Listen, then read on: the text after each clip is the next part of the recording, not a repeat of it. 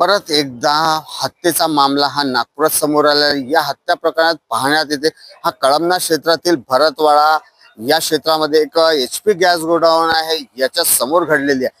याची प्राथमिक माहिती सूत्रांनी अशी दिली होती का जे 3 मित्र होते याच्यामध्ये शाहू परिवारातले जो 2 व्यक्ती आणि त्यांचा एक मित्र रोहित, असे हे 3ही मित्र सकाळी ज्यावेळेस रेतीची गाडी खाली करून आल्यावरती 1च्या सुमारास HP गॅस गोडाऊनच्या समोर नाश्ता दुकानात नाश्ता करताना याच्यात फक्त इतकंच होतं, नाश्ता केल्यावरती हात धुणे आणि हात धुण्यावरून पाण्याचा शिंतोडा अंगावर उडणे।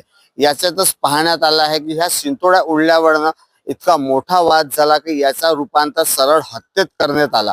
या हत्येमध्ये पाहण्यात आलेला खेमशाहू यांनी दिलेल्या माहितीनुसार हे 3ही मित्र ज्यावेळेस नाश्ता करून झाल्यावरती ज्यावेळेस तिथे त्यांनी हात धुतला आणि काय शाब्दिक झालं होतं तेही त्यांनी समोर आलेलं आहे। यावेळेस उपस्थित असलेल्या मंगेश नावाच्या युवकासोबत पाणी उडल्याच्या कारणावरून शाब्दिक वाद झाला।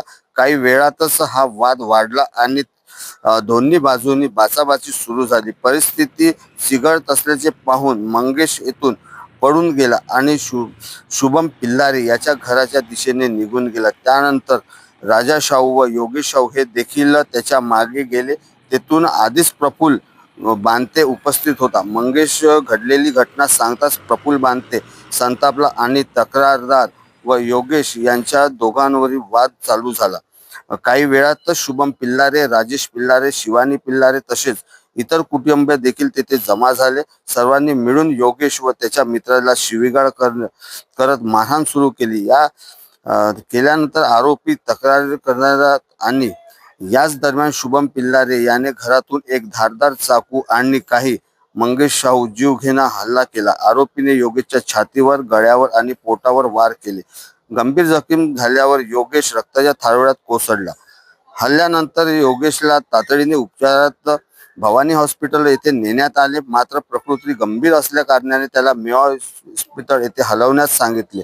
मेवा हॉस्पिटलमध्ये नेले असता डॉक्टरांनी तपासून त्याला मृत घोषित केले। या घटनेची भरतवाडा परिसरात तणावाचं वातावरण निर्माण झाले असून कळमना पोलीस शुभम पिल्लारे, राजेश पिल्लारे, सविता पिल्लारे, शिवानी पिल्लारे तसेच प्रफुल्ल बांते आणि शुभांगी बांते याच्या विरुद्ध खुनासह विविध कलमांनी गुन्हा दाखल केलेला आहे।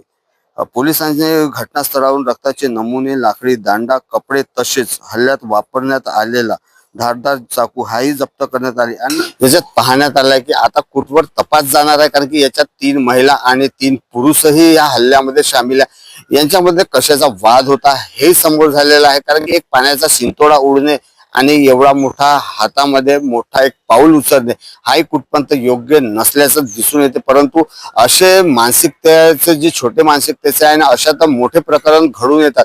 अशातच ह्या आरोपीवर काय कारवाया होतील हेही बघण्यायोग्य राहील। अशाच बातम्या पाहण्यासाठी तुम्ही बघत राहा नागेश चित्रमारेसह उद्गार न्यूज।